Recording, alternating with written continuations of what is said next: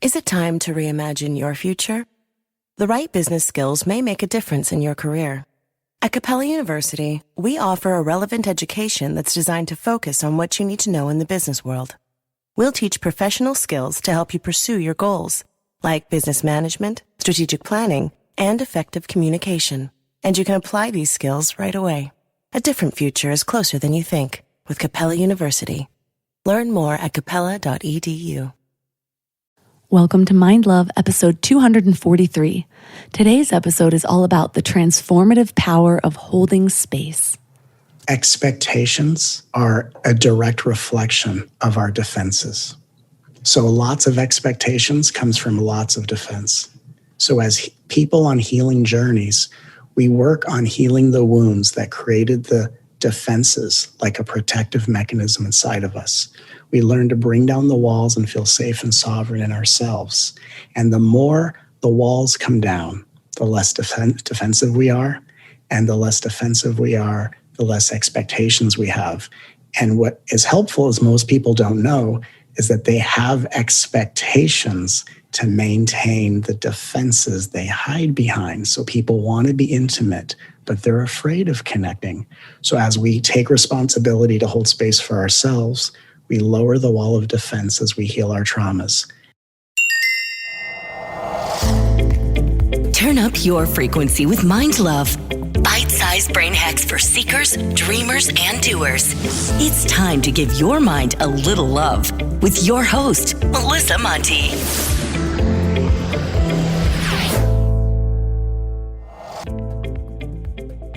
It's a new day, a new episode, and a new opportunity to subscribe to the podcast. If you're listening for the first time, don't forget to hit the subscribe button so you always know about new episodes. Plus, it makes you one of my favorite people. Because the more subscribers I have, the more I attract amazing guests to help better serve you. So don't forget to subscribe. Today, I'm excited to share a review from Sunflower Azalea, who says, I'm 37 years old and I'm experiencing my first heartbreak. I've been the one to leave my past relationships, and until now, I've not known the true pain of having my heart broken. The pain is unlike any other that I've ever felt, and honestly have not felt capable of surviving it until now. I'm learning so much about myself, how to love myself, how to hold myself accountable, and most of all, that I'm not alone. Thank you so much for your podcast. Oh, my heart goes out to you, Azalea. I swear there's something about breakups that are like the worst pain in the world. It just brings in so many different emotions of loss, of worthiness, of validation, all of that. So I'm sending you so much love and thank you for leaving this review.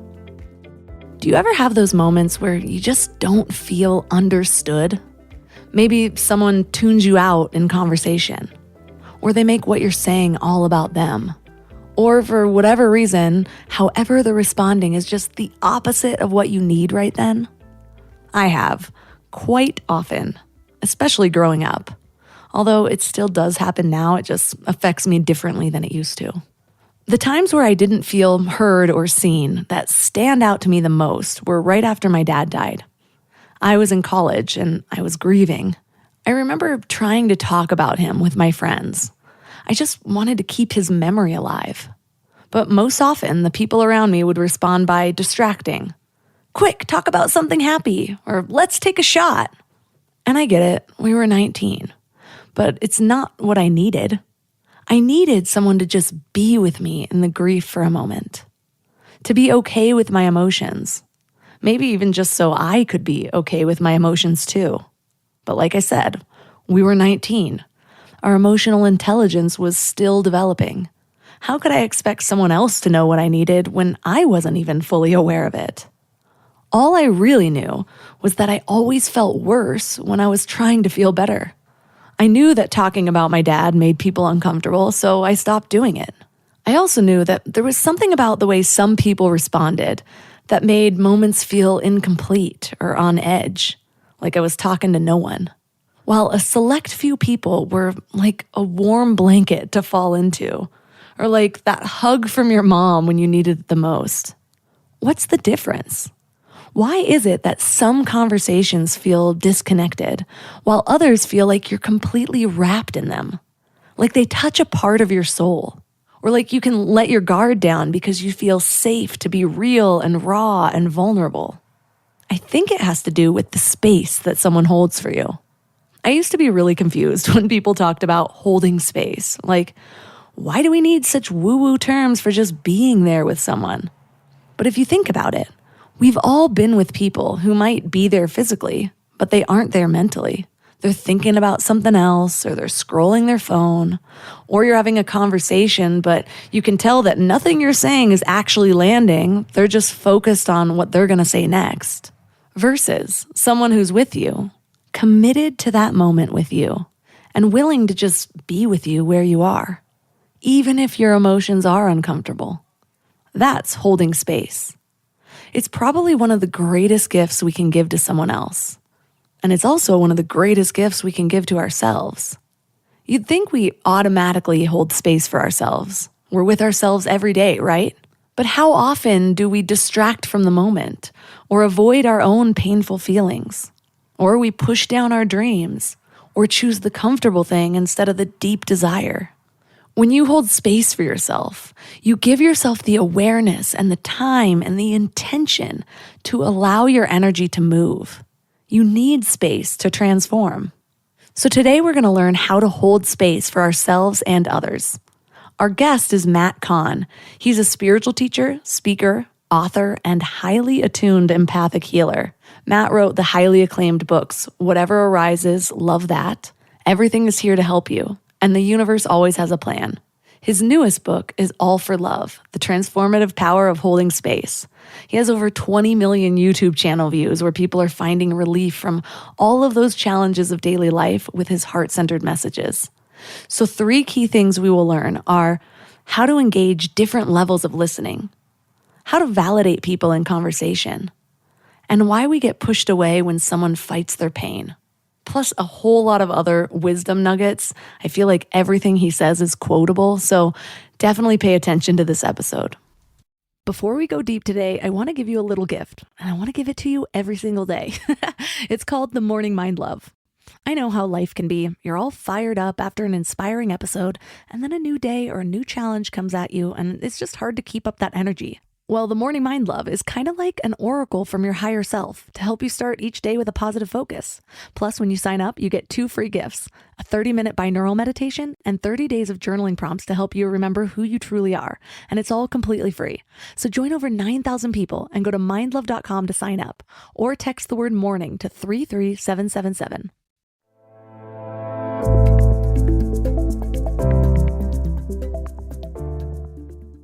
And now let's welcome Matt Kahn to the show. Well, thanks for having me. What an honor it is to be here with you. So what inspired your most recent focus about holding space? Because this is one of those phrases, when I first moved to LA years and years ago, everyone was like, yeah, I'll hold space for you, hold space for that. I'm like, what is everyone talking about? And now it's, once I understood what it even meant and then really understood how to integrate that into my life, it's something that I think about every single day. So what inspired your focus around it? I think what inspired my focus is the complete realization that we as human beings are all going through a spiritual journey of awakening. In that process of awakening, we're also healing our wounds, our traumas, whether from this lifetime, other lifetimes, if we remember that. And that we're all on a healing journey, and where we are at in our healing journey and how aware or unaware we are of our healing journey is what determines the lens of our perception. And so it became very aware to me, and I wrote this book during the George Floyd period of what was going on in the country. And I started to see so clearly how people's traumas and wounds were being tossed back and forth, and that everyone wants to be seen and heard, but that people weren't always seeing and hearing one another. Of course, in my first book, it's about seeing and hearing ourselves as an act of self-love. And this book, my 4th book, was an opportunity to, as we see and hear ourselves, how do we learn to see and hear others as a way of saying, I want to know you, not just as a person with interests and passions.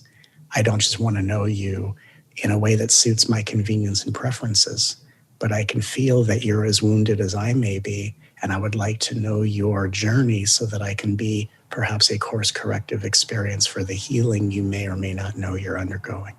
So it sounds to me that cultivating this ability to hold space for someone Yeah. is sort of like committing to really being a vessel for purpose, whether it's yours or somebody else's, or for understanding or for healing, which I really think that all comes back to purpose. I think that's part of the reason we're here, is to figure out how to heal. I agree. And I think that what happens is that there are people that are unaware of the healing that they need to go through, that they're going through and not knowing that's what being triggered is about. There are people that are on a healing journey and may still have blind spots. For a lot of people, they're aware to some degree of what needs to heal, and the wounds that we carry keep that part of us that was wounded in a field of silence. What's really interesting about spirituality is that we often go into silence for reflection, but we actually go into silence to match the state we were in when we were most traumatized and harmed and neglected by our past. Mm-hmm. And so I think that when we talk about holding space, right, we're really connecting with each other on a very core, fundamental level. And when I am saying to you that I would love to know the journey that made you who you are, I am being a safe, silent space that helps that part of you break the silence of persecution, of abuse, where you were silenced and perhaps stripped of your power by someone else's unconscionable behavior. And so what's interesting is that silence is the state we're in typically when we're being abused or traumatized.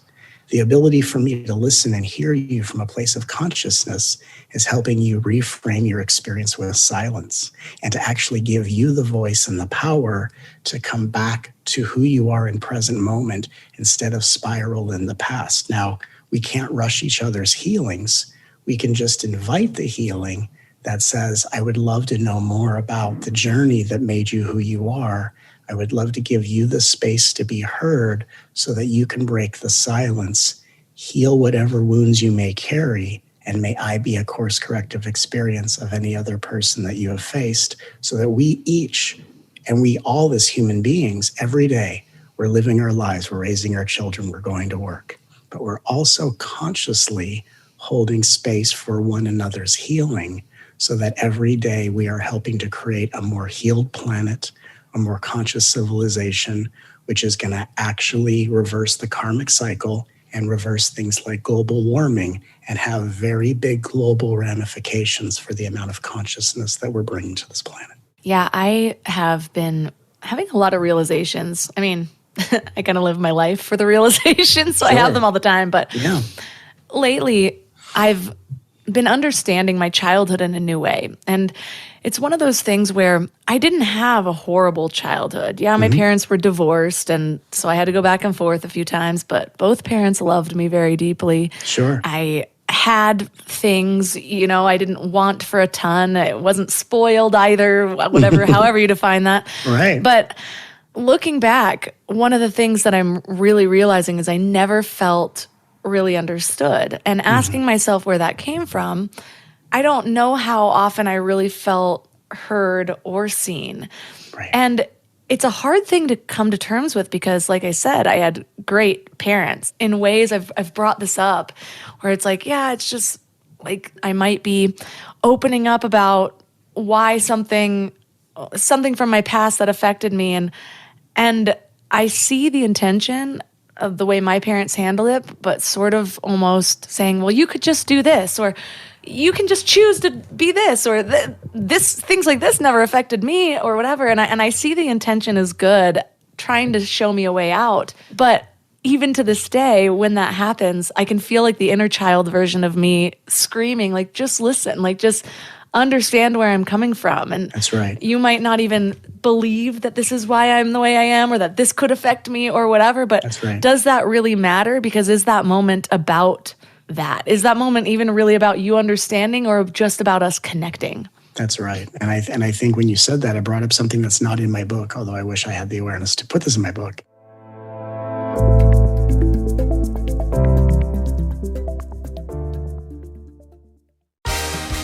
Black Friday is coming, and for the adults in your life who love the coolest toys, well, there's something for them this year too.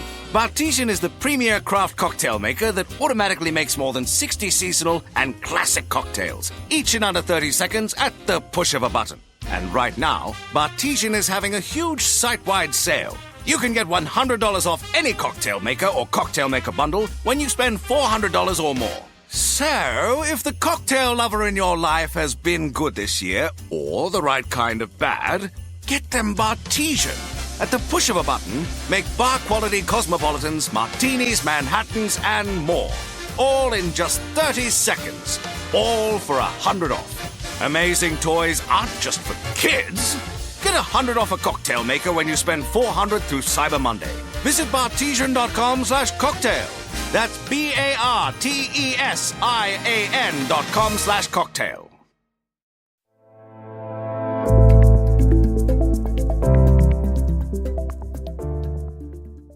When you said that, I brought up something that's not in my book, although I wish I had the awareness to put this in my book. But it inspires me to channel this statement and say, correcting is often a form of neglecting. And that what happens with a lot of parents, they hear their children and they think the only way I'm going to hold a valid space or be of value in their life is if I solve the problem that they have. They act like firefighters instead of connectors, right? And so they hear with a thing and they say, oh, just do this or just do that. And they don't realize that the solution is just letting you speak and be heard and saying, wow, honey, I didn't know that about your experience. Thank you for sharing your secrets with me. I hold them in great regard. And I want to ask you what more I can do to help make it safer for you to be seen and heard. That is what a trauma-informed parent is able to do. And these are the kind of people and parents that we are learning to be. And so when I wrote the book, All for Love, I'm helping to create a more trauma-informed world so that we can actually hear each other and we can receive each other. And we realize that we can listen, we can encourage, we can support, and we can validate. But we don't actually need to correct, which is a form of neglecting, which I think is very eye-opening for a lot of people. And that when we're trying to say, here's what you could do to solve the problem, in the mind, in the subconscious mind, in order for me to be right to you, you have to feel wronged in your perspective. And so a lot of parents will try to correct children thinking I educated them and not realize they left their child in a disempowered state where they're going to be more doubtful of their instincts, less trusting of their intuition. And so we have to really look at what our intention is as lovers, as friends, and as parents. What is our intention? And my intention personally as a human being, aside from the role I play professionally and in this arena, my intention is to empower people to be their highest, most aligned expression of spirit, which comes through as love.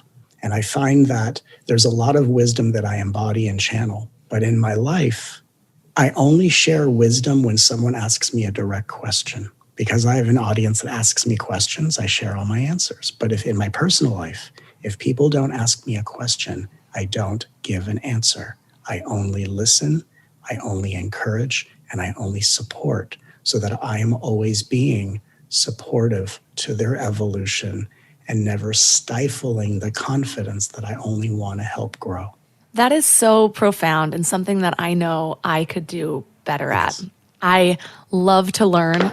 1 month I might be totally going deep into mindset, then the next one spirituality. Right now I'm back into like nutrition and health and kind of revamping all my knowledge. So I find myself, I just stayed with my mom and I'm just like making food and I'm just sharing information about the food and I see her tuned out and then I don't feel heard. And I'm like, and I had this whole moment while making this sandwich where I was just like, she's like not even paying attention to me. And I'm like, but is this information that she wants or needs? Like, am I just broadcasting at her? Like, why?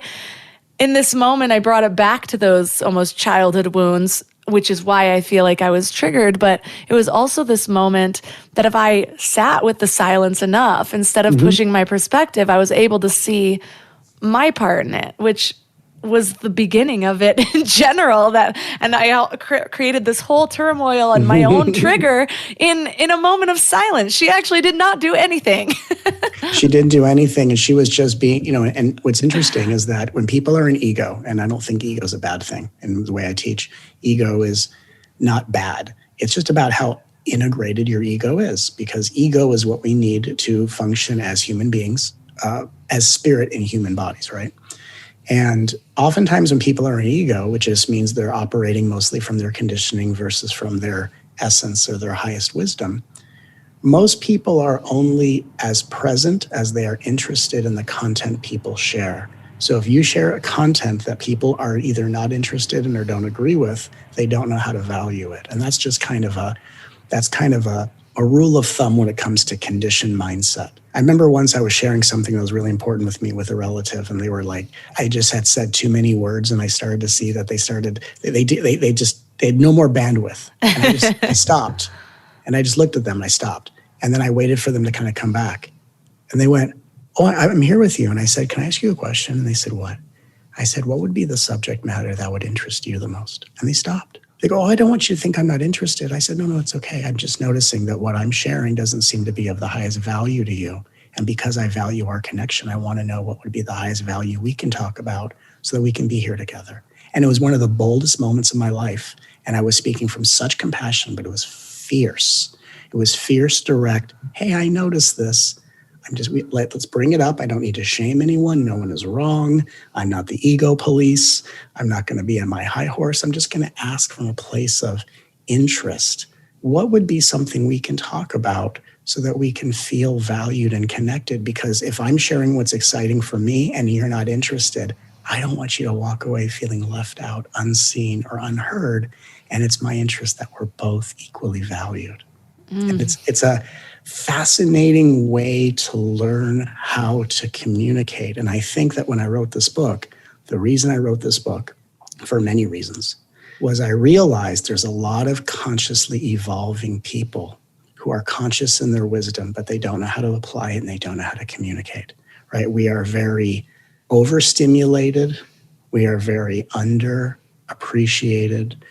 As a society, we are over-sexualized and we are undernourished. And so a lot of us can go to spiritual events in a controlled container. We go when we want, we listen how much we want. It's all very controlled. We don't know how to take the wisdom we learn and apply it in the street where there are no rules. And so I want to teach people how to actually communicate with compassion in a way where everyone's needs can be met and that we can all learn through love to feel inspired by truth instead of afraid of truth.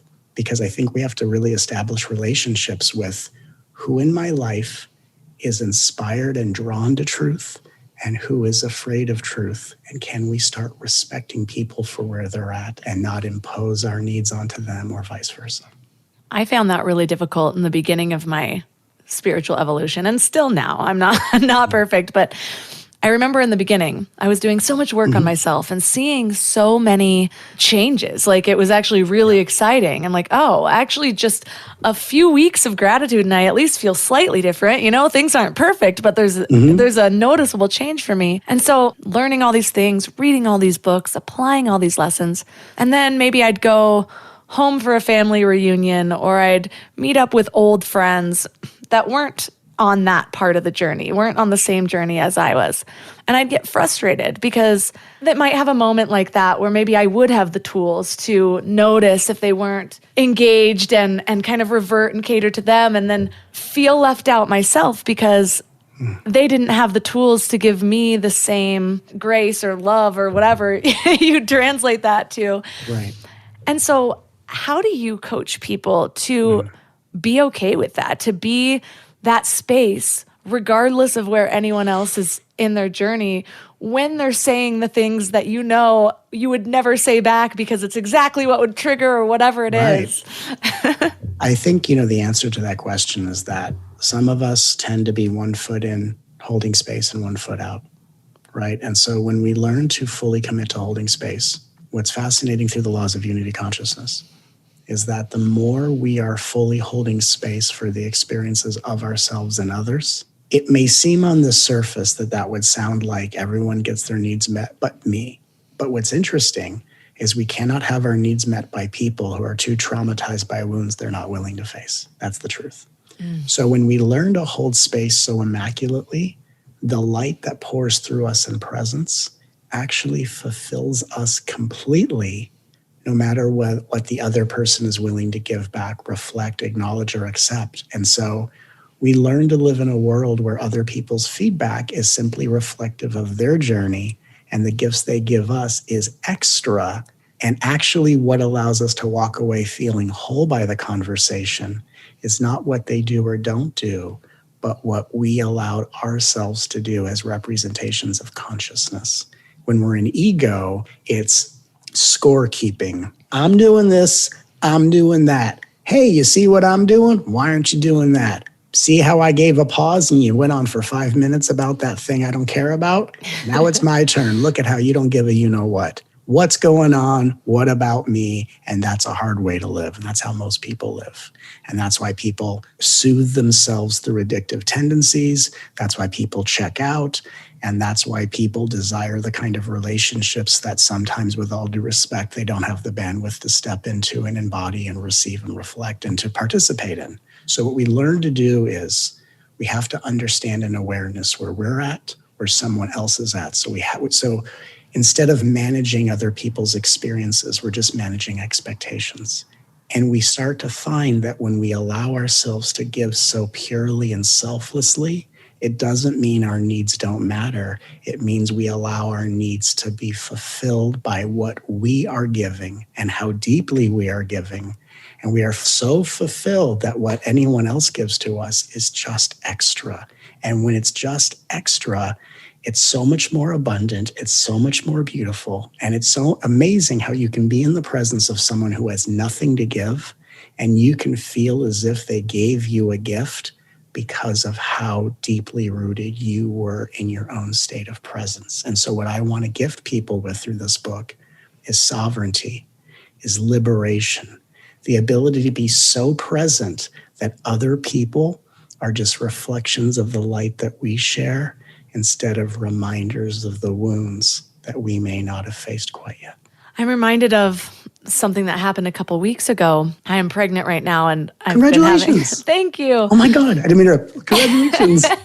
By the way, do you know the gender yet or no? I did one of those early sneak peek tests, but I did it too early, and apparently it's got a super high inaccuracy rate, so I may or may not be having a boy. So you're having a boy jelly bean right now. This is Maybe amazing. there's a little gummy bear floating around in there. Gummy bear, this is so... Okay, please. Congratulations. Thank you. I wasn't expecting how enthusiastic you'd be, but I feel really good about it. So, yeah. So I was having a very difficult first trimester, which was actually amazing because it was the push I needed to make a bunch of other changes, a pretty big dietary change. I'm now eating a lot of animal products I wasn't eating before. All these good things that I have been guided toward.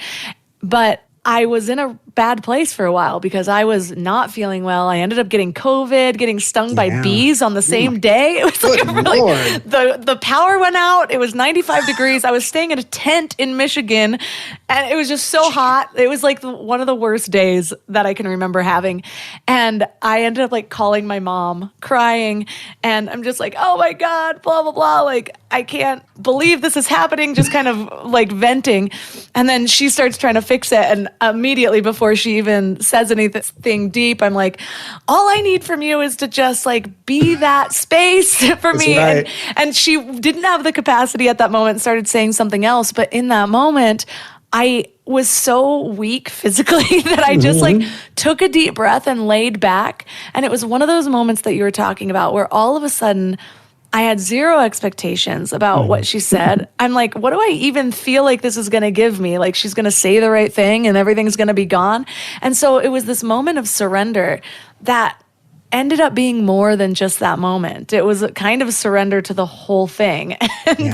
And it, from that moment on, things got significantly better. And so it's just such a great reminder that so often we go into situations, whether it's with a person or traveling or whatever, and we have this expectation about how it's going to fulfill this need. And that might not even be the actual need that we have.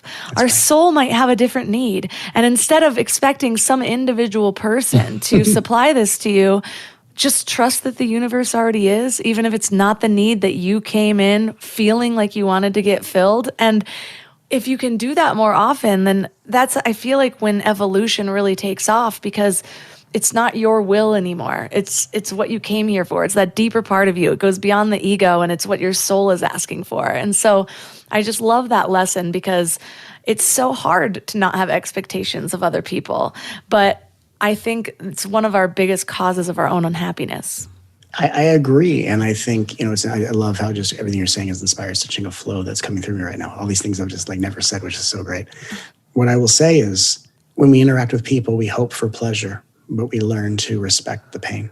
What I say is never a replacement for settling for and justifying abusive relationships. So I want to let everyone know who's hearing this, and I say this every time I do a transmission, I'm never offering spiritual insight to overly spiritualize, traumatizing, toxic relationships or environments, as if you were more conscious, their abuse wouldn't matter or wouldn't hurt. What I'm saying on a more subtle level is we hope to derive pleasure from our experiences, but when someone has been put in a role in your life to bring up the pain of the past that needs to be healed, we learn to respect, wow, I was hoping for a moment of pleasure, and I guess it was time for a moment of pain. But again, that's not to justify using spirituality or pretending acceptance is to validate and to enable someone's ability to take advantage of us. It's a very specific thing. And I think in addition, what I want to say that I think is really new, and I've never taught this before, it's so cool, is our expectations are a direct reflection of our defenses. So lots of expectations comes from lots of defense. Less expectations comes from less defense.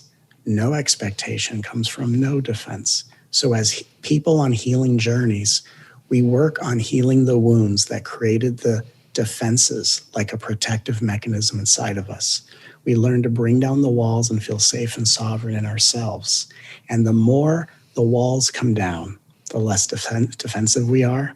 And the less defensive we are, the less expectations we have. And what is helpful is most people don't know is that they have expectations to maintain the defenses they hide behind. So people want to be intimate, but they're afraid of connecting. So as we take responsibility to hold space for ourselves, we lower the wall of defense as we heal our traumas. To the degree we have lowered the wall of defense, we learn to have no expectations, because our expectations are assuming other people live in our reality. We're the only ones that live in our reality. Your mom, anyone's mom, any other person lives in their own reality, and we are literally sharing space as visitors in each other's reality. But no one but us lives in our version of reality. So to expect is setting up to correct. And as I said, correcting is a form of neglecting. So it all comes back to, can we heal our defenses to have less expectations without using that as a justification for other people to abuse us? That's really the razor's edge. That's the middle way.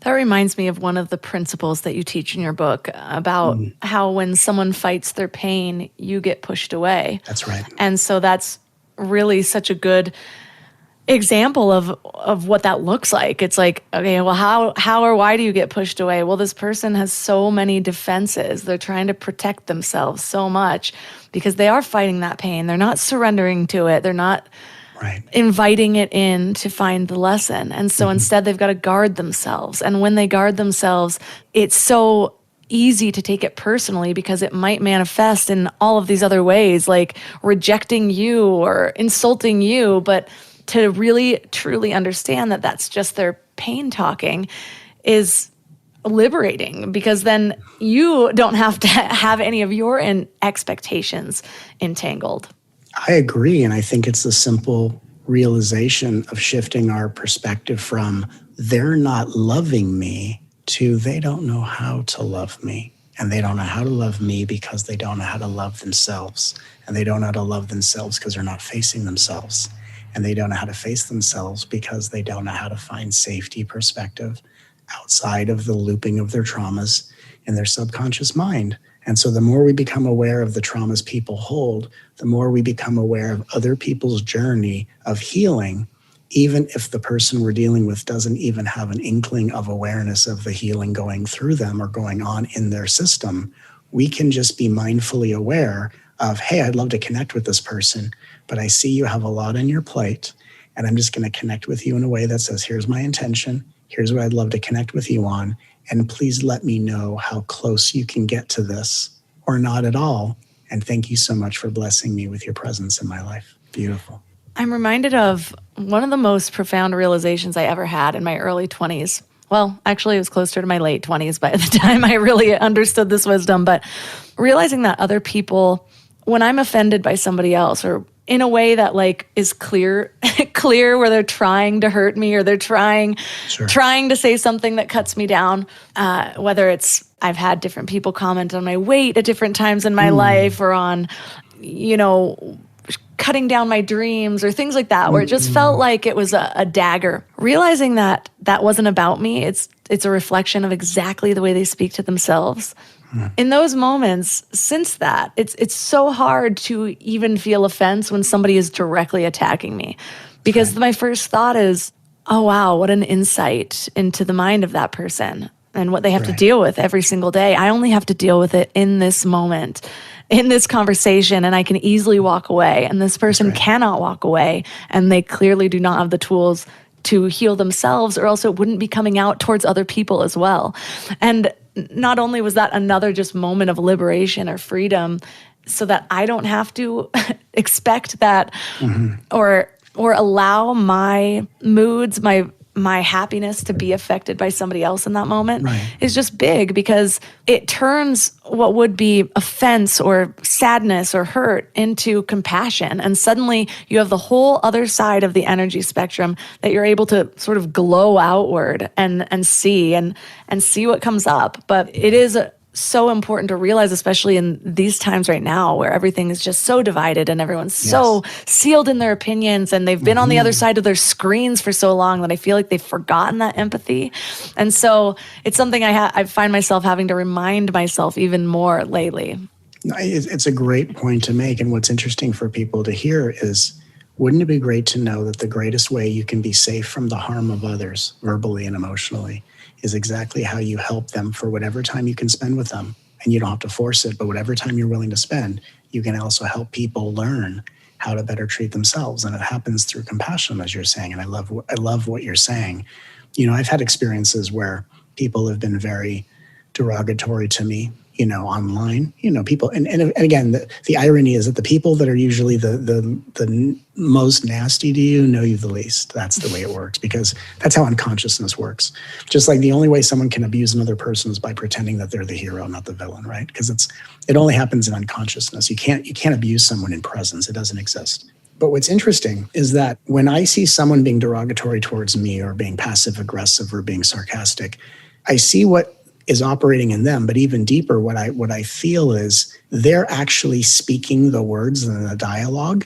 They're literally embodying, like a Shakespeare play, and doing a monologue of, here's how someone treated me and here's how I've been harmed. So like in the book, for example, one of the statements that I give people is, I now see how you've been mistreated. And I learned that by talking with someone once, and they asked me what I did for a living. I was at like a social family gathering, extended family friend who are, we're talking, oh, what do you do? And I'm a spiritual teacher and best-selling author and, whatever I say. And they were just being very interesting about like, oh, is that even a profession? Oh, yes, it is. And I'm blessed to help a lot of people. And I don't even know if that's even real. And I turned to them and I said, I really feel for any way in which anyone questioned or doubted your dreams or desires. And they said, what do you mean? I said, what you're saying to me is a reflection. You're reading from the script of how someone may have harmed you. And if anyone stifled your dreams or squashed your ambition or didn't believe in you the way you wanted to believe in, I just want to let you know that I see that, I feel that, and I'm so sorry that happened to you. And there was a pause where the person didn't even know how to take that. And they didn't respond in this big conscious way. It just stopped the derogatory projection. And there was just a pause, and they go, well, I don't know about that.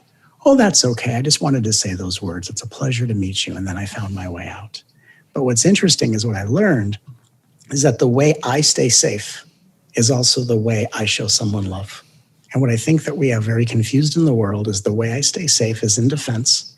And I only give love to people that I've decided to not be defensive towards. And that's where the evolution of collective consciousness is right now. We are in a state of great division in this world. We're in a state of incredible righteousness in the world. And it's because we have to be fully absorbed in something before we can collectively transcend it. So all the things that we're absorbed in, division and righteousness, is showing us what the world is healing and working through as we start to slowly move beyond it. And as we as individuals learn to hold space, we learn to melt the walls of division. We learn to dissolve the attacks of projection. And the thing that we need to help people learn how to value themselves is the same thing that keeps us safe. And that's essentially why I wrote All for Love, the transformative power of holding space. There's so much in that. And Yeah. I feel like, especially with those of us who recognize that we're here for a reason, to evolve past what maybe the average human expects from their life, or who wants to be the vessel to help other people, I think what can be really difficult are boundaries, because you see how you can help in certain situations, or you might see clearly what a person's going through, but then you're also trying to balance not rushing their process and also trying to balance your own boundaries at the same time to keep yourself safe. How do you know when to stay and be that vessel or be a tool for someone, and when you have to walk away and protect yourself? Well, a lot of people miss the signs, which is why they get into arguments and they get into, God forbid, altercations, and God forbid someone's life ends from a moment of violence, which is heartbreaking that it happens in today's society, and school shootings and all the things we could talk about, and these are things I don't shy away from because this is reality, and I'm not here to be a spiritual teacher that brings us into the clouds and negates the earth. We're bringing heaven to earth because this is the field that we're healing, which is this planet. I think that there's a first sign we get. There's a first sign we get where it's like, I think it's time. We've shared files. This is as much as we can handle. And the first sign is disinterest. Because to be honest, what makes me mostly bulletproof in most situations, where I'm saying that because I could never say it could never happen. Who knows? But I know how I've been for the last 18 years after a series of radical awakenings, and it's been very consistent. And what I have found is my level of offense, meaning how easily or difficult it is for people to offend me, is based on my level of interest in them. And I think what happens is that most people are only interested in how other people can serve their own self-interests. In my experience, I'm incredibly interested in other people. I'm incredibly interested in learning about things I don't know about, which is why I get really excited to learn about people's nationality and culture. I'm really into food. I talk with everyone about food because it's the greatest way to learn about cultures and differences and diversity. And, like everyone's a different crayon in the crayon box, and is all making art. And I love it. And I'm interested. So if I'm interested in someone, I'm so interested, nothing's offending me because I'm interested in them. The moment for anyone else, if that interest stops, that's the ego saying, I've reached my limit. And most people don't see it. And they start to push beyond interest to go, no, I can do this, or that's a judgment or whatever. And they push past the breaking point. And then they start to age regress in their behavior. They start to get triggered. They start to act out from the wounds of younger parts. And maybe we act and say things that we regret. So the first thing to be aware of is when I stop being interested, I start tuning someone out. And I'm just speaking from most people's experience. When I start tuning people out, I stop being interested. That's the first sign of we've reached our limit. And we can say to people, hey, I'd love to continue this. My time has come. I've reached my limit.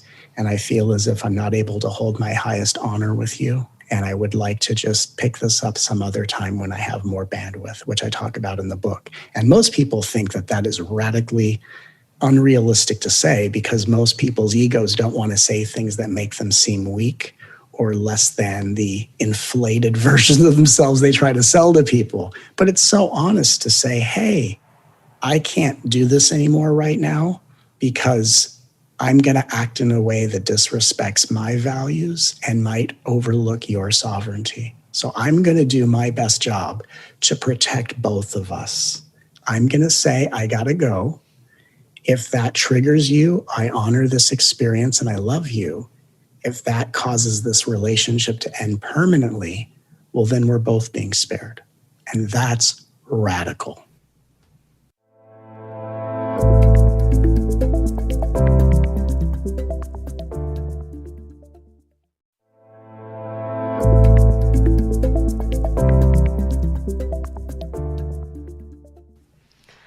It's such a powerful skill to be able to enforce. I'm not the best with confrontation, so it's been something that I've had to really work on slowly but surely. I'm like, okay, I've got to be the one to make this phone call for a doctor's appointment. It's so strange. Why are we like that? I know a lot of people like that, but I do see what you're saying in the way that the moment I lose interest in where I can no longer feel myself being able to just be curious about what somebody's sharing. That's right. That's when my ego starts to inflate. And all of a sudden, instead of thinking about what questions I can ask to go deeper, I'm thinking about what I can say to enforce my reality on this person, to convince them of something or to show them I'm right, or to really, it's almost all the ways that you invalidate somebody's experience. That's right. It's a great way to distill what we're talking about and integrate it in a very, very beautiful way. And something that you said earlier, I want to really touch upon, which is interesting about not being good with confrontation. Most people believe they're not good with confrontation. And the reason most people believe they're not good with confrontation because they avoid it. The truth is, all of us are actually better in confrontation than we think, because confrontation is only a discussion of truth. What confrontation is the ability to face truth together without defenses.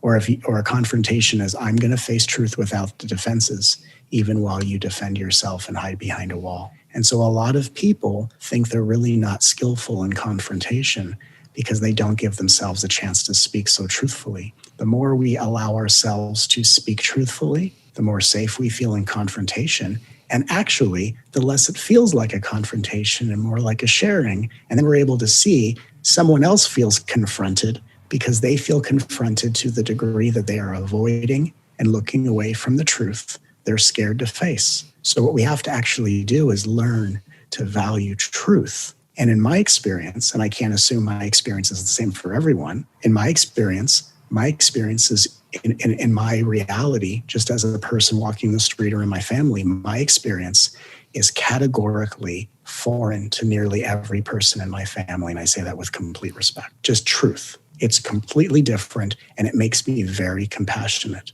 So I don't think anything's a confrontation. I was raised in confrontation. I was raised in emotional volatility by two beautiful parents who also had incredible egos that when they got triggered became completely different people. And it shocked me, and I had to work through it. And I talk about it in the book, and it's such a great addition to the teachings I offer so that people can read it. And most people who read my book, they go, you just told my life story. But what I think is interesting is that I was raised in confrontation. I was raised in a family where I was not allowed to turn away from confrontation. I would cry to my parents and say, you're harming me. I need to go to my room. I don't feel safe. And they said, you know what? You're not going to go until we say you're going to go. And the fact that you want to go means we're going to sit here longer. And I was interrogated. And something in me broke open. And I started to study language patterns. I started to notice people's breath. I started to study and analyze. And I started to look at things from a very curious, inquisitive, aware perspective. And it helped me to understand confrontation as a gateway into truth. And even though I was raised in a family that was very volatile and very aggressive and very harsh sometimes, a lot of the times, I learned to express truth from a space of love. I live in a world where I am one with all things. I also respect the fact I live in a world where people don't always see things the way I see things. And so for me, it's a beautiful honor to be so gentle, but not allow the gentleness to dilute the truth I need to speak, and equally, not allow the truth I speak to take away from the compassion that I'm giving to someone. And that's something we all have to really learn, and it takes time. But when we get there, boy, is truth so empowering and refreshing. And it's so beautiful to be in relationship with truth versus avoidance. one of the things that finally helped me to stop avoiding confrontation so much is realizing that in those spaces of time where I was avoiding the confrontation, that's when I'm the most miserable because everything's up in the air, nothing's resolved. All I have are my own thoughts to keep spiraling. So I've made it a point to go in scared more often. But I think the big fear for me comes from the fact that, very similar to what you said, where, people might not see things the way you see them. And I feel like my whole life has been this idea of finding truth. And then when I go into a situation and my truth isn't seen or heard, they hold a whole different truth. It just feels isolating. And so it's difficult to stand in my truth while other people stand in theirs, I suppose, but there's not a lot of connection there. How do you find that respect, I suppose, for really it can apply to so many situations, whether you're in an argument, whether somebody's just not allowing you to be or helping you or being that person to be heard, but to still just sort of coach yourself into fully, wholeheartedly respecting that their journey is just as valid. What are the ways that you kind of talk yourself into that? Because I know in the moment that's difficult for people. I'll give you one specific point. I think it's so good for everyone, and I kind of indirectly touch upon in the book, and I make so many incredible points in the book. Here's the main way we do this. Instead of having a point to prove, we have questions to ask. That's the first thing, because questions show someone that we're interested. And the questions we ask of them show interest. Interest is a way of telling someone subconsciously, I'm safe to be around, whether you can believe it or not. And how they answer the questions lets us know where they're at and shows us where the level of engagement is going to be. If I lead with a point to prove, which I personally don't in my life, right? I'm this spiritual teacher. I serve a lot of people in the world, and I'm humbled by the ability I have to touch so many lives. I truly am. It's my life's mission, and it's my greatest joy. And I've dedicated my entire life to this, and it's my honor. But in my personal life, in my professional life, why do I share so openly? Because people ask me to. They ask questions, and I have answers. In my personal life, if they don't ask questions, I don't have answers. I have support. And I ask questions of interest. How are you today? How is your heart feeling? Are you enjoying this party we're at?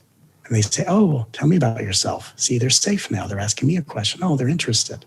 And their questions are showing me how much interest they can give me. And their questions are showing me only what they have the bandwidth to receive. So when we have points to prove, we are giving information based on what we hope people will receive, because oftentimes our egos are an extension of our beliefs and our passions and our interests. And if people are interested in our interests, we think they're interested in us.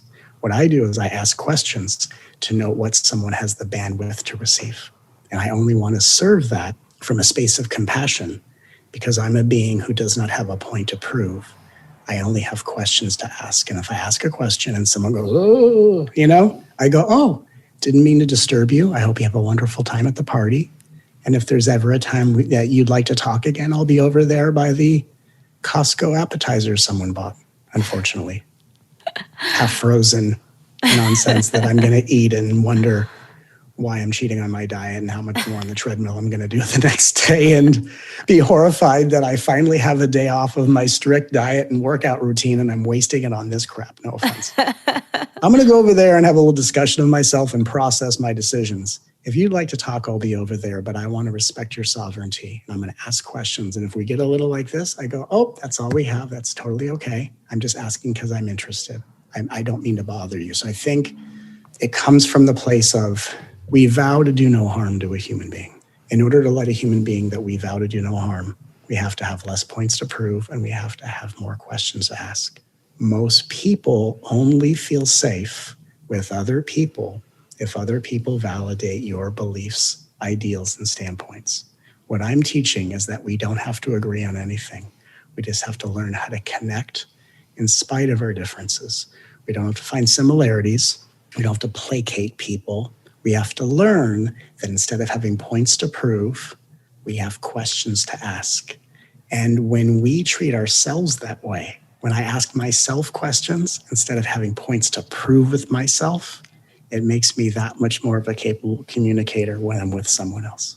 Does that still apply in more intimate relationships, like ones where you hope maybe your ways of communicating might allow you to communicate better. An example of this would be, say you have a partner or your mom or whatever, and you hear in relationship coaching that it can be valuable to go to someone and say, like, when this happened, I felt this way, in hopes that in future encounters, it might go a little bit smoother. You might not be poking each other in the same ways, but in a way that's also sort of enforcing your own will and your own preferences. So where's the line of really being curious and being okay with things as they are, while also trying to stimulate growth in a relationship? Well, I think that we don't have to stimulate growth in a relationship. Relationships are the space where growth occurs. And I think that sometimes people are trying to use their egos to impersonate the universe instead of letting the universe do what it's going to do over the course of time. I think the sticking point is if someone is mistreating you verbally, emotionally, or otherwise. Like if someone is saying something, like for example, I'll give another example because examples are always helpful. I'm at a family function, of course. And the joke is most of my stories are either family functions or I'm on an airplane because that's where I live. I'm either on an airplane or at a family function. That's where I get all my material from. It's amazing. And I had someone who had been drinking, and I told the story in the book. Someone had been drinking at a party because at my family functions, people come, there's an open bar. I go for like an hour just to make an appearance. That's what I do. And once people get to a certain level, it's time for me to leave because it's really not my scene. So I'm there. People are kind of getting a little loosey-goosey, totally cool. And then some people, when they get loosey-goosey, like to walk around and just start to dispense their wisdom. You know what I think? You know what I think of you? And they start, riffing. And I had someone who was a little intoxicated talking to me a little inappropriately. And I let them talk. And I just leaned in and I said, I'm not sure if you're aware of this, but what you're saying is very hurtful to me. And I don't know that you mean to be hurtful, which is a way of giving the benefit of the doubt. I don't know that you mean to be hurtful, as if to let them know I'm not trying to attack you. I don't know that you mean to be hurtful, but what you're saying is not feeling good to me. So if there's any way that we can adjust the volume and the intensity of what you're saying, I'd love to be here with you. And then they kind of went, I was just joking. And I said, you know what? I hope you enjoy your night. And I walked away. I put them on notice. That's what we do. If someone is harming us, we say, I don't know that you mean to do this, which is giving the benefit of the doubt, but whether it's words directly towards us that are derogatory, or if it's saying, there's something about this interaction that is just bringing up something from my past that's making me feel very unsafe. Most people would never in a million years say that to someone. And that's why they have conflicts, because conflicts are created by the communication we withhold. And we have to learn how to communicate. And the reason people don't communicate is because they're afraid to be vulnerable, because no one wants to be the weak person. We all want to be superheroes. But guess what? We hurt. We hurt each other. We hurt ourselves. And we have to have the right to say, hey, this is not feeling good to me. And I want to let you know the way I wish to be treated. And then you let someone know that. And if it continues, I'm sorry. This feels more of the same to me. I'm going to have to leave now. I will see you sometime soon. I send you love, but I cannot be treated this way. And we are constantly teaching people how we deserve to be treated. That's in an aggressive, mean-spirited experience. Sometimes you're just around people and it's like just the tone of their voice brings up an association to your past. And we have to be able to say, hey, there's just something about this that is making me feel so ungrounded and unsafe. Is there any way we can just adjust this tone? Or do you mind if we talk about something else? I'm really just feeling really unsafe. And even if they say, nope, this is the only thing I'm going to talk about, which no one would ever say, we go, I appreciate that, but I need to be there for me, and this is not good for me. And we have to learn how to be vulnerable. And we have to accept as human beings, if we're going to honor our strengths, we have to also own our weaknesses. And there's nothing more weak in a human being than a weakness that no one talks about. And that's the spell I am breaking. It's so powerful, because I think what people forget about boundaries, or what I forgot, or didn't realize or didn't know for so long, that confrontation I was afraid of, or standing up for myself I was afraid of, because I didn't want to make the other person feel a certain way. I didn't want to call out the other person. But what learning to do that for myself has done is it models for other people that this is also a way to be. This is a way to protect yourself. And I think it goes so much further in protecting them overall, because you're giving them the tools, you're teaching them, you're showing them a way to protect themselves when is needed, than trying to, just keep them from feeling pain in a specific moment and instead sitting in it with them. So I feel like there's so much in this interview, so many takeaways. It was exactly what I needed today. As I shared, I've been pregnant. I've been in a tent in this crazy situation, just kind of like took 2 months off of work. This is my first interview back, and it's the exact energy that I need to just kind of pull me back into my world of meditation and just trying to take care of myself. So thank you for the wisdom that you brought today. And for listeners that are resonating with you as much as I am, where is the best place to find you and your book? Well, my book is available at every major retailer on Amazon.com. It's called All for Love, The Transformative Power of Holding Space. And if people go to mattkahn.org, that's MATTKAHN.org, and there, at the first page of my website, you can sign up to receive my free newsletter we send out once a week with teachings and videos. And you also get a free download that we send that people really love and have found to be deeply healing. So mattkahn.org is where all my events are posted, and people can attend events. And the beauty of what I do is I'm not even just speaking words, but I'm transmitting a healing energy within the words so that people are actually experiencing the healing of what I'm talking about in real time. And so for those of us on this journey that really want to dive deeply, that really want to embody our consciousness and learn how to embody our light in a real world and tangible way and in a heart-centered way, this is the path that I offer for so many of us that are ready to make this bold evolutionary leap. And it's my sincere honor and pleasure to do so in the name of love.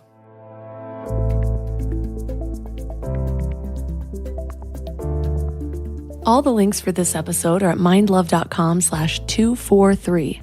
Your challenge for this week is to practice holding space, whether for someone else or for yourself. Either way, the purpose is to really practice being there in the moment. For me, it actually helps to visualize this container that I'm holding, whether it's for me or for somebody else. Have you ever heard a relationship counselor talk about the container that you've created as a couple? It's really just the dynamic and the energy between the two of you, what you feel safe to open up with, what you don't. How is the container of that relationship defined? But that container can be held by yourself as well. What container do you hold for yourself? What do you feel safe holding on to, letting go of? What do you feel like you need to hide? All of those questions can be asked alone or in a relationship dynamic. Just asking these questions alone can give you tremendous insight into your relationship with yourself or with someone else. Because a lot of times, the things that we don't feel safe to share aren't even about the other person. It might be an insecurity we need to work through. Or maybe it is. Maybe you shared something before and you were shot down and you weren't heard or you didn't feel understood, and so you no longer feel safe to bring up those same kinds of topics. But the only way to start to heal these almost toxic relationship dynamics, and I'm kind of hesitant to use the word toxic because I think it's thrown around too much. But for me, I feel like there's toxicity in a lot of things. It doesn't mean that relationship is to be avoided. It just means that, this is a little bit of poison that I'd like to extract in order to make this as healthy as possible. But it's this deep presence that's the first step to holding space. And it's also what's needed to have the kind of awareness in order to consciously create the relationship with yourself or with the other person, or to choose to really connect with them. And so let me know how it goes. Reach out to me on Instagram at mindlovemelissa, or leave a comment right on the show notes page at mindlove.com/243. If you'd like to support Mind Love, the best way to do that is by joining Mind Love Premium at mindlove.com/premium. You get early release episodes, an ad-free listening experience, plus a ton of meditations, and also a whole backlog of over 50 exclusive Mind Love episodes that are only available to premium members. It's also super easy. You just get a link, you import it straight to your favorite podcast player, and all of those episodes will show up automatically. You never need to do that step again, and you'll get your ad-free and early release episodes straight to your podcast player. Other ways to support is by leaving a 5-star review on Apple Podcasts or on Spotify. And if you do, I just might read your review on the show. And that's all for today. So thanks for giving your mind a little love today, and I'll see you next time. Thanks for tuning into Your Higher Frequency with Mind Love. Head to mindlove.com for a free gift to keep your vibes up until next week.